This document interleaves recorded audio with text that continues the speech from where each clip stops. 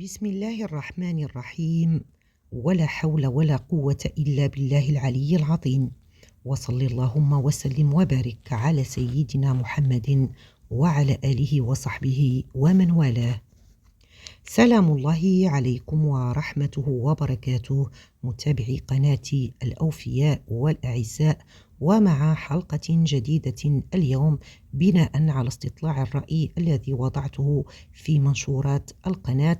كان أغلب اختياركم هو دعاء لقضاء الحاجة، فتابعوا معي.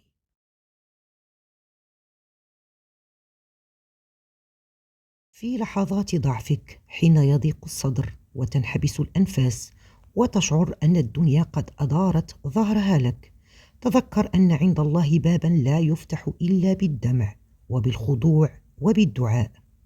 ليس بينك وبينه حجاب، ولا بينك وبين رحمته سبب يمنع إن دعوته بإخلاص أن يستجيب لك، فهو الله سبحانه جل جلاله الذي يقول لملائكته: انظروا إلى عبدي قد أغلقت دونه الأبواب ففتح لي باب الدعاء.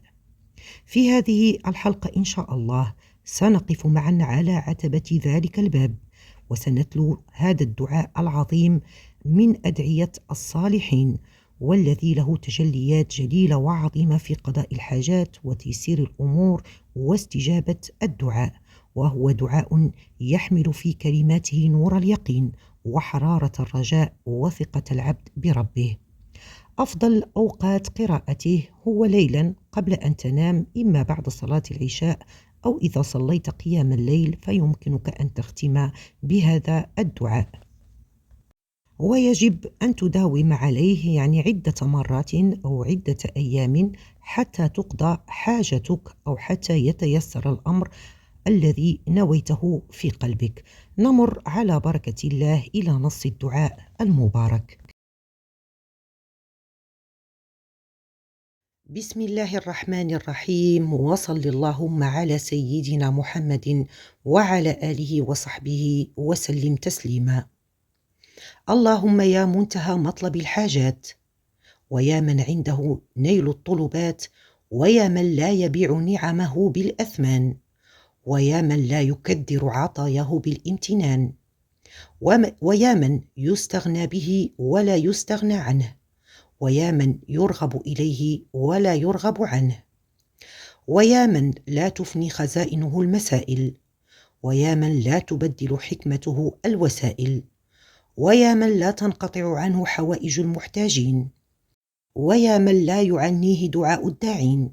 تمدحت بالغنى عن خلقك وأنت أهل الغنى عنهم، ونسبتهم إلى الفقر وهم أهل الفقر إليك.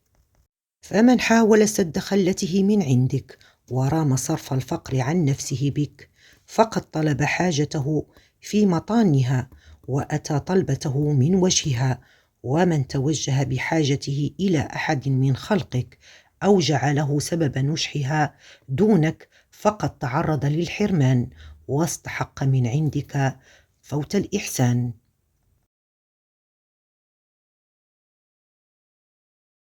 اللهم ولي عندك حاجة قد قصر جهدي عنها وتقطعت دونها حيلي، وسولت لي نفسي رفعها إلى من يرفع حوائجه إليك ولا يستغني في طلباته عنك، وهي زلة من زلل الخاطئين وعثرة من عثرات المذنبين.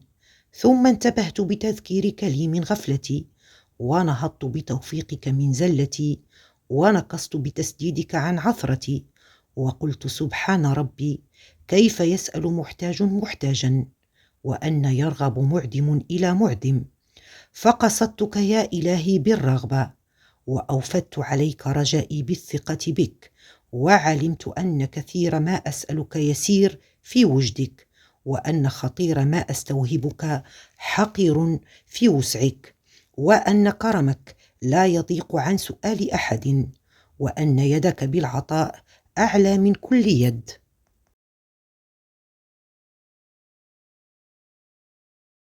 اللهم فصل على سيدنا محمد وعلى آله، واحملني بكرمك على التفضل، ولا تحملني بعدلك على الاستحقاق.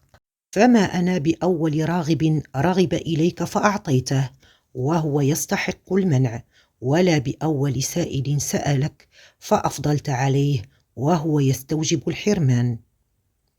اللهم صل وسلم على سيدنا محمد وعلى آله، وكن لدعاء مجيبا، ومن نداء قريبا، ولتضرعي راحما، ولصوتي سامعا، ولا تقطع رجائي عنك، ولا تبت سببي منك، ولا توجهني في حاجتي هذه وغيرها إلى سواك، وتولني بنجح طلبتي وقضاء حاجتي ونيل سؤلي قبل زوالي عن موقفي هذا، بتيسيرك لي العسير وحسن تقديرك لي في جميع الأمور.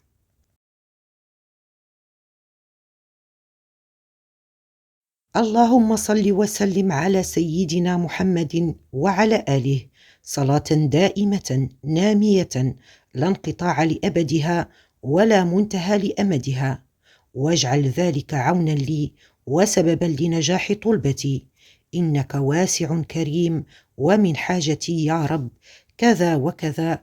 وهنا تذكر حاجاتك، ثم بعد أن تنتهي من ذكر حاجتك تسجد وتقول في سجودك ما يلي: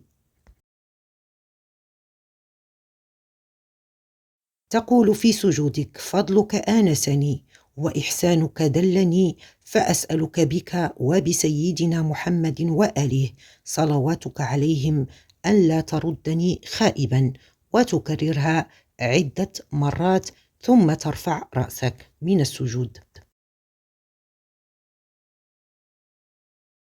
اللهم صل على سيدنا محمد وعلى آله وسلم، وأذقني برد السلامة، واجعل مخرجي من همي إلى عفوك، ومتحولي عن صرعتي إلى تجاوزك، وخلاصي من كربي إلى روحك، وسلامتي من هذه الشدة إلى فرجك، إنك المتفضل بالإحسان، المتطول بالامتنان، الوهاب الكريم، ذو الجلال والإكرام.